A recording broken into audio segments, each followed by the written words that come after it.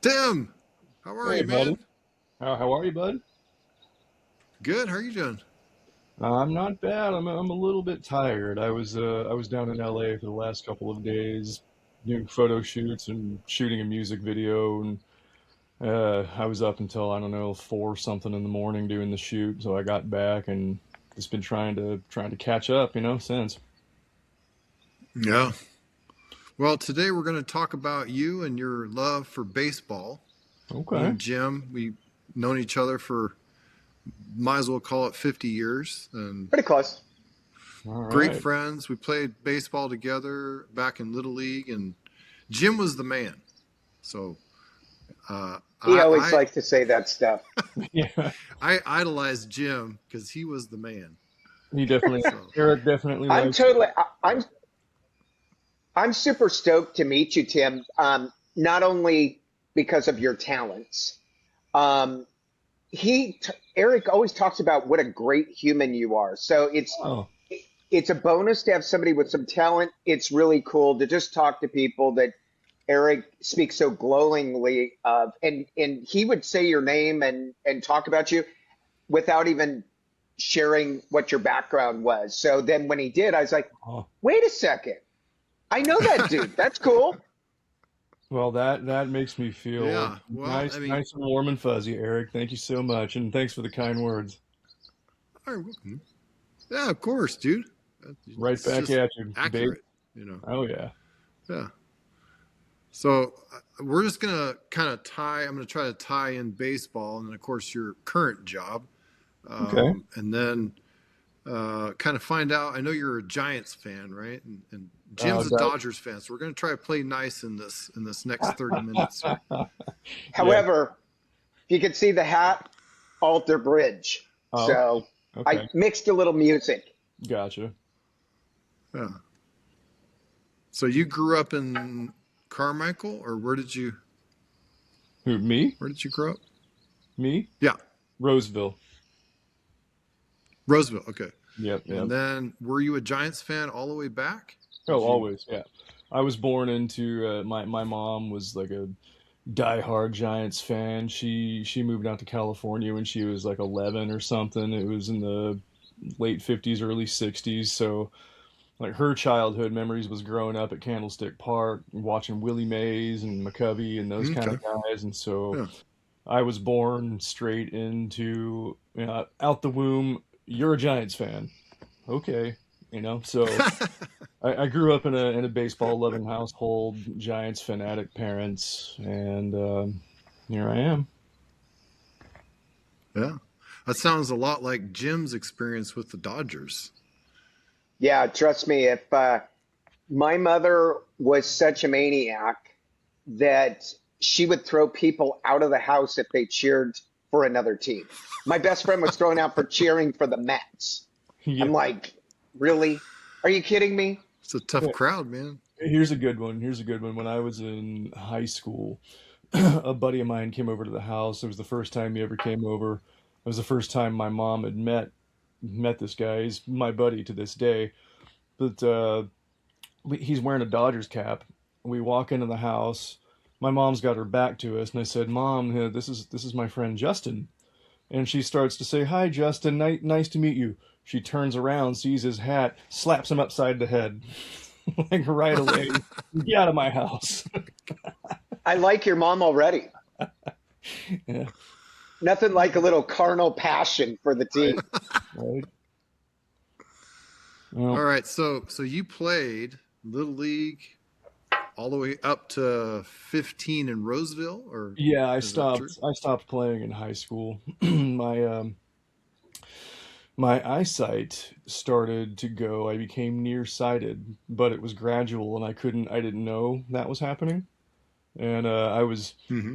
I was really, I love the outfield, like playing left field.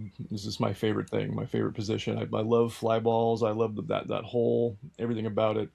Um, in my last year playing, all of a sudden, I can't track a fly ball.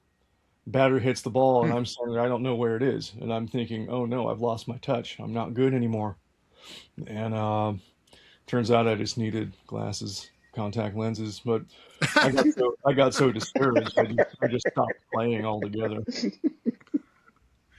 Well, but that decision launched this other amazing career, right? Yeah, so my dad and my brother were both musicians already. I mean, my dream was to Oh, play okay. in the MLB and be a ball player, but that started to go south, and so I go home one day and I'm just kind of moping around, kind of like, oh man, baseball's not working out, and I picked up one of my dad's guitars and strummed an E major chord. And my dad goes, "Whoa, how do you know how to do that?" And I don't know. I don't know how I know how to do that.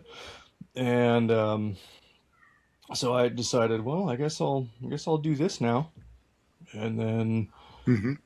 full on learned how to play when I was around 16, and here we are. Okay. Yeah, Wow. So from Can I 16 to, yeah, go ahead, Jim. can I ask musical questions? sure. Oh, yeah. Once I mean I love the baseball element because I believe baseball and music are kind of the same to me in today's world.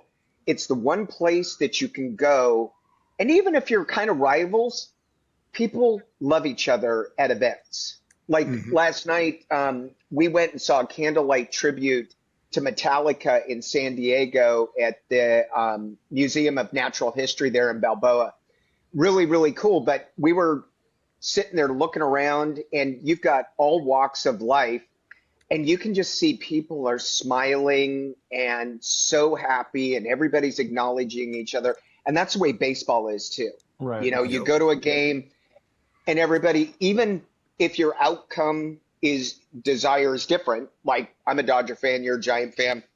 If you see good baseball, you leave feeling good, Oh, of Hmm. course. you know, Right. and but music was my first love, even more than baseball was. I grew up in a house that my brother was 7 years older. I'm 60 years old.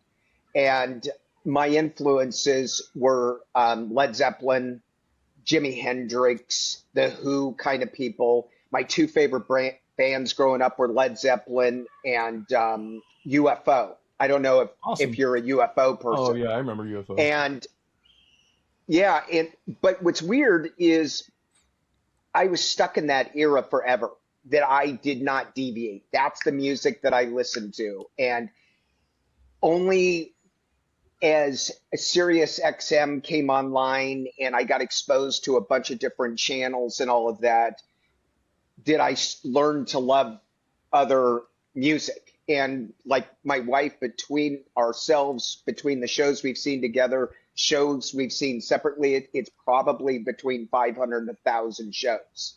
Wow, We love live That's a lot. music. that's great. And I even remember the day that I was exposed to your music. I heard this song in the background, and I'll give you a little backdrop. Part of the reason I love Led Zeppelin is I love a soft melodic opening with hard transitions. So you can kind of guess what song I was first exposed to. That I was like, whoa, listen to this beautiful voice, this slow opening, and then it's wake me up, Right. sort of thing. And I'm going, what is this song? I didn't know what it was. And I actually had to go to Shazam, sorry, ages me, to find out what this song was, to figure out, bring me to life, Who what it is was. And right? it was like this powerful exposure to this music because to the point that I was so moved by it, I went and read about the song because I could tell there was a story behind this because lyrics can be misinterpreted. You probably know this way more than I do, but I was like, okay, what is this song about? Because in a moment, it moved my life. I was just like, this is big, this is powerful, and all of that. And so it brought me to Evanescence. And, Immortal is another song that like really touched Yeah, me. I didn't, those are the two wasn't most as well much. known. Yeah. Yeah. So like some of my questions, because I go to live shows so much, are more about what you feel and then what you see out there, if you see it at all. And have there been any moments in your life that you're on stage and you're like, yes, this moment, we've truly connected with the audience and I felt them as much as they felt us. Have you had any of those moments? Yeah, so many that I can't even like get into it and describe how many. That's something that happens constantly when the band's on tour. We're playing show after show. Say the tour's going on. This is the 25th show of the tour. The band is just on fire. Like everybody's working well together, playing well, moving on the stage well, interacting. And when you see, you can just see, you can see and feel a palpable wall of energy coming from the crowd, which the band's putting out the music, the crowd's digging it, and the energy is like transcendent between both. It's like, we give you this, you give us that. Okay, come on. Hour 45-minute long set of just like, we're here, we're doing it, and everybody's digging this. And that's one of the that's one of the best feelings that you can have doing this. I've played in a million bands in my life, and the shows where you're up there on the stage and you're giving it all, and the crowd's just looking at you like, who cares? Like that kind of thing.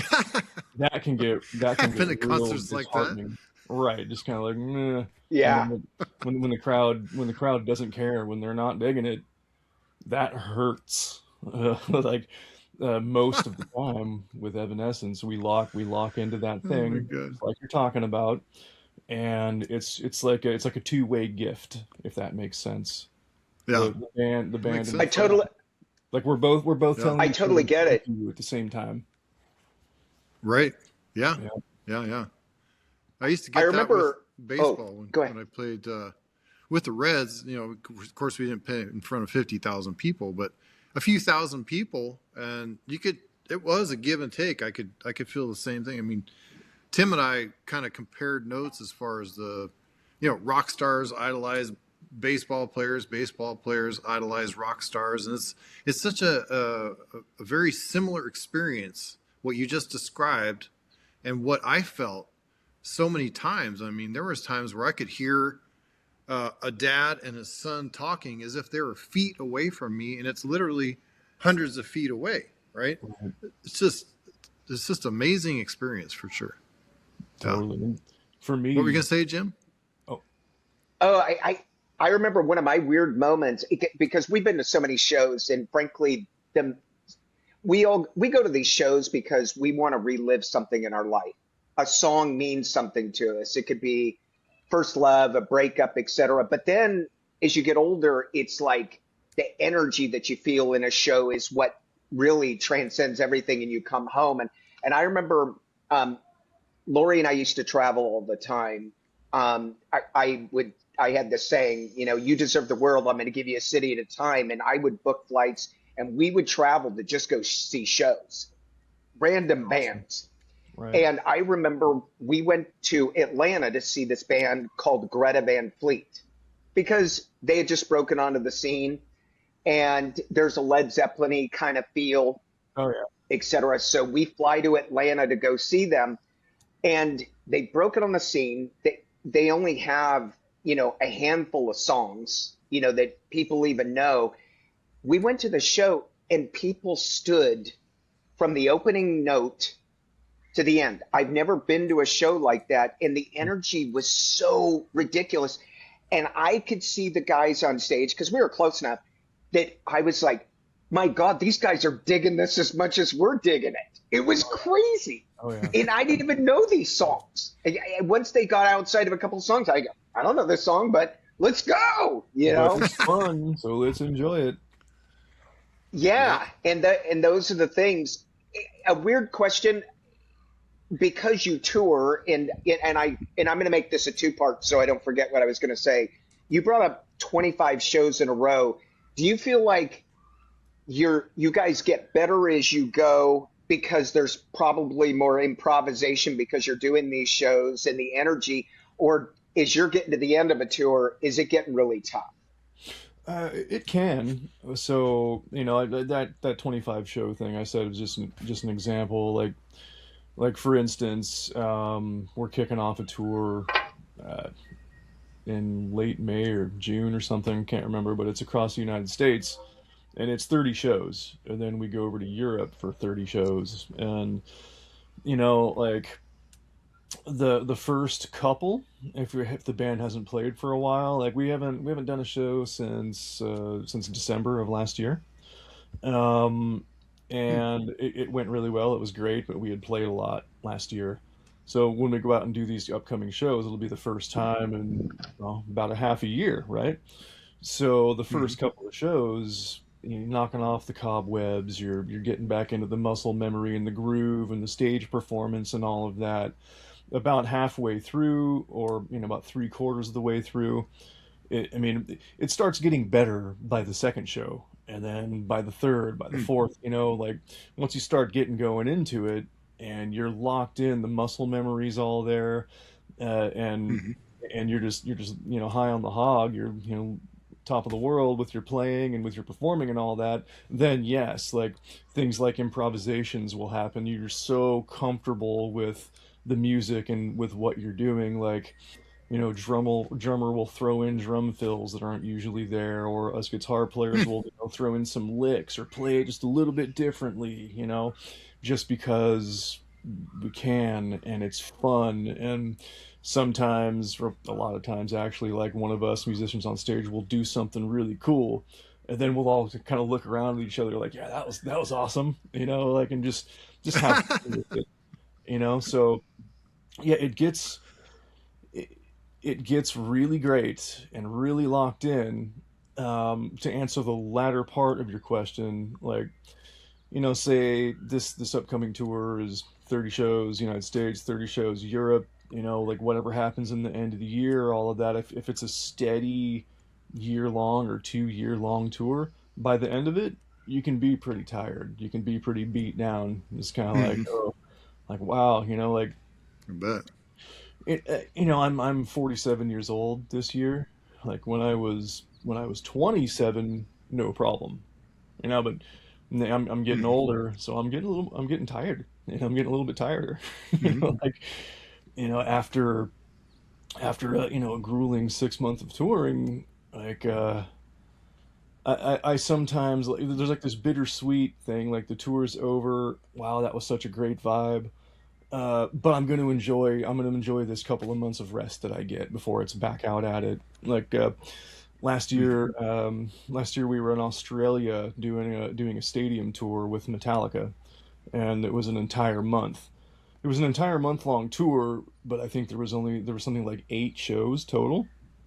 And that's because Australia is so large. Like every city is a couple of days of travel in between the shows, so it took a Oh. while to complete the tour. But that was an example of, since there was only 8 shows, we were. Oh, sorry, no, what just happened there. We were already locked in from It's a gremlin. previous touring. You know what I mean? Like by the time we got to the Metallica set and all of that, we were already on fire, already had the synergy, so we didn't have to worry about building that with such a short amount of shows, if that makes sense. And that was Hmm. the best one of the best tours I've ever done. A lot of fun.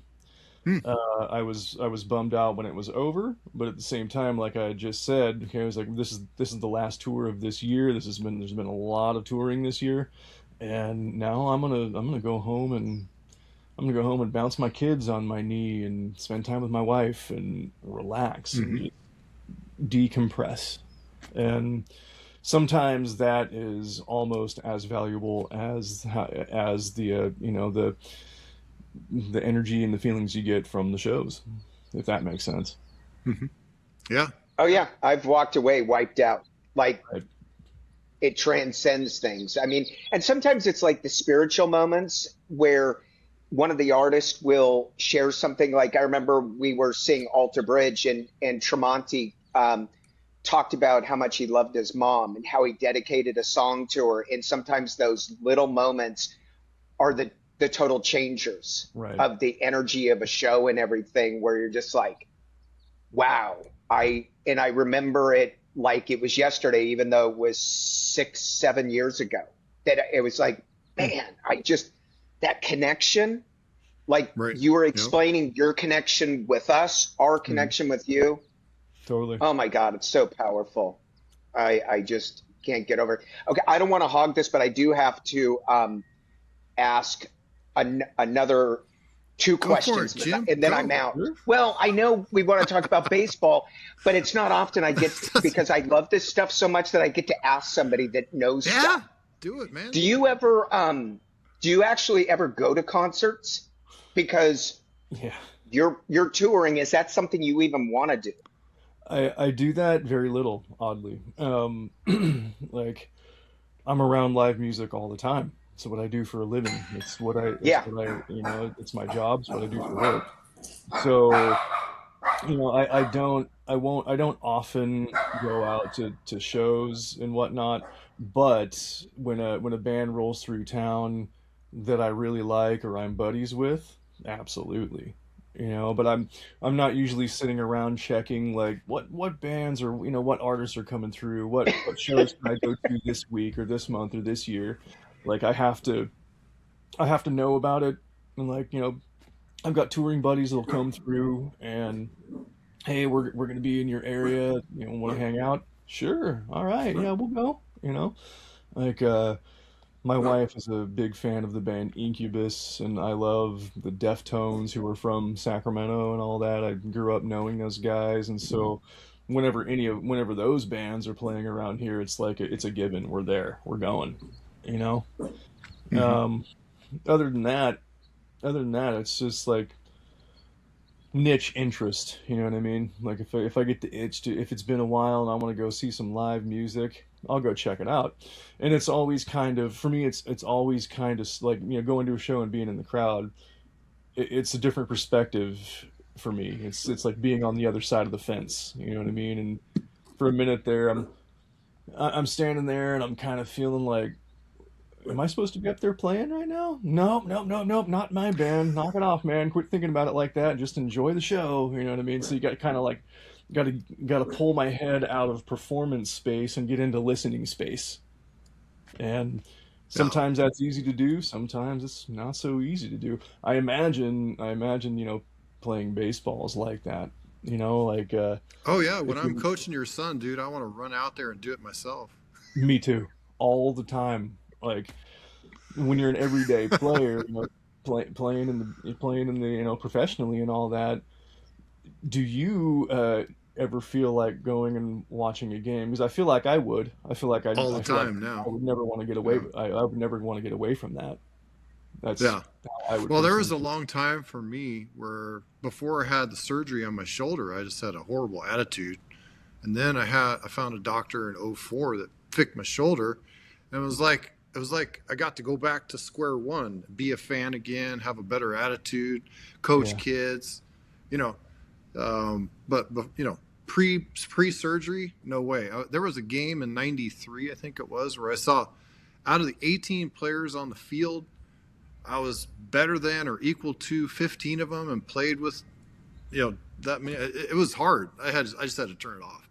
Right. But once Right. I had my surgery, then my attitude changed, and I love coaching. I'm coaching your son. I'm trying to help him get better, and it's just a positive vibe now, I heard completely. from a birdie he had 6 strikeouts in 2 innings. He He's he's on legit, fire. Like his pitching. legit. Eric saw it at the last game you came to. Like Eric standing behind the backstop, calling out the strikes, like while the ball's halfway to the plate. Eric goes, "That's two. That's three." Oh, you noticed that? Do you notice that? Oh my Oh God, I yeah. didn't know if you noticed that. That's hilarious.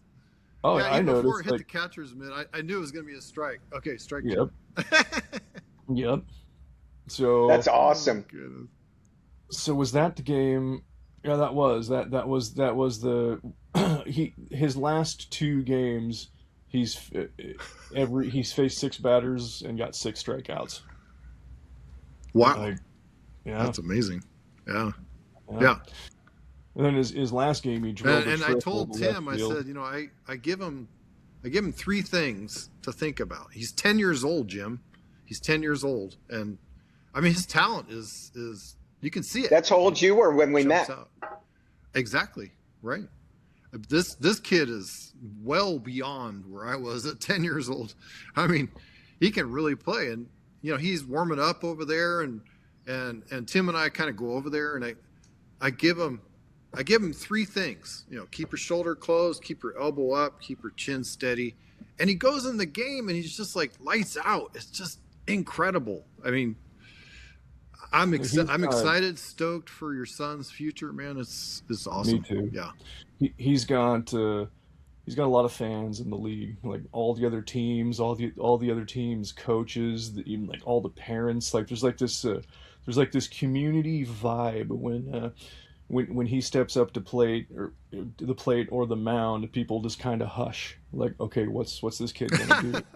Like after the games, there's coaches and parents and everybody approaching me, just going like, so when's this kid going to the bigs? What's going on here? Like people just can't believe the things that he's getting done at 10 years old. It's kind of wild. And One step at a time, man. I've taught him all I know. I'm a huge baseball guy, but I don't know what Eric Bates knows. And so, when the days that we get Eric to come out and help coach up Declan a bit are just absolutely invaluable to me, because we've got a professional. Well, and he's like a sponge. He's like a sponge. It's the perfect combination. So I have all this knowledge, and his son is like a sponge, Jim. Like everything I say, he just like, I'll say it, and the very next pitch, he does exactly what I'm asking him to do. And the very next swing, he does exactly what I'm asking. The next time he fields a ball, it's incredible. He's really got a tremendous talent. It really helps that Eric has the credibility. But let's face it, at 10 years old, a 10-year-old boy is more likely to listen to someone like Eric than his dad. So now Eric can take him to another level. I mean, because, well, that's the way I was wired. Right. Well, that's what I told Tim. I'm going to loop you in and make sure that, you don't get left out, because all these things Tim and I talk about and we both agree with, but somehow, and I learned this when I was coaching at Granite Bay and Del Oro, it's like somehow coming from me, it's more impactful than coming from their parents. So I learned to loop in the parents all the time, make sure that, hey, your dad and I agree. This is what you should be doing. My dad and I, and what? What are you talking about? Yeah, your dad and I both agree. This is what you should be doing. So, yeah, it's definitely an art to make sure that the parents, are looped into the process. Yeah. Absolutely. But I'm just very stoked and excited for his future. I really am. And when does he pitch next? He got picked up to play to be like a guest ringer on a travel ball team that's playing a double header tomorrow, and they're going to pitch him a couple innings for each of those games, but it's basically MLB rules. There in that league, there's full leadoffs, there's drop third strikes. Wow. There's balks. There's all these things that he's never had to deal with before. That'll be a good experience. Absolutely, the rec league that he's been playing in doesn't allow leadoffs and has like run caps and time limits and that kind of thing. So these upcoming games tomorrow, it's going to be with a team where he only knows 2 kids on the team. So it's going to be a big learning experience for him tomorrow. We'll see how it goes.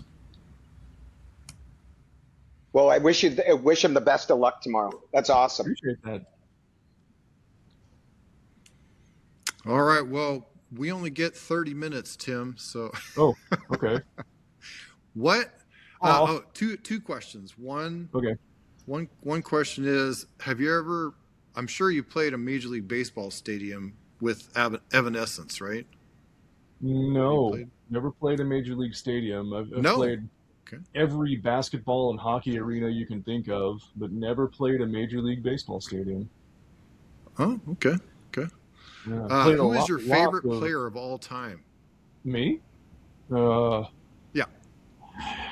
it's hard. It's hard to say. Like I bounce between Will Clark and Matt Williams sometimes. Like Okay.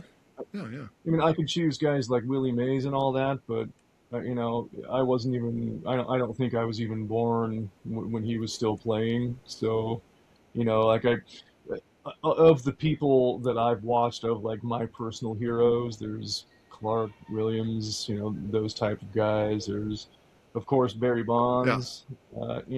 Like so Okay. that one that may be a question I might have to think about with more time than I have. But we'll go with Clark and Williams for now. What's your favorite? Clark and Williams. I That's am I good. was I was What is your raised. favorite? Go ahead, No, no, go ahead. Tim. I misheard you. Oh, what, I You was just got gonna it. say. Yeah. I was just gonna say. What is your favorite song associated with baseball? Do you have a favorite Ooh. song? I A don't know. favorite Maybe. walk-up song? A favorite warm-up song? Favorite song Uh, about baseball? I never really put too much thought into what my walk-up song might be, but when you say what's your favorite baseball song, instantly put me in, coach. I'm ready to play. Pops into my head. So maybe it's that one. Yeah, that's a good one for sure. Yep.